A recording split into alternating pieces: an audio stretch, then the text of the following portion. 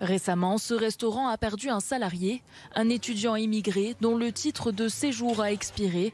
Un grand regret pour ce gérant qui manque déjà de bras. C'est un Indien qui est quelqu'un de très très bien, d'une éducation remarquable, qui est impliqué dans ce qu'il fait et qui est nécessaire pour le développement de mon entreprise et la prospérité de mon entreprise aujourd'hui. À Lyon, ils sont nombreux à être dans le même cas.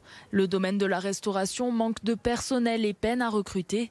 Pourtant, nombre de sans-papiers sont motivés. Aujourd'hui, avoir des gens qui soient motivés pour travailler dans notre cœur de métier, 7 jours sur 7, des fois avec coupure, 100 jours fériés, le soir tard, c'est difficile. Et c'est souvent les immigrés, une population qui est ouverte à accepter ce type de travail.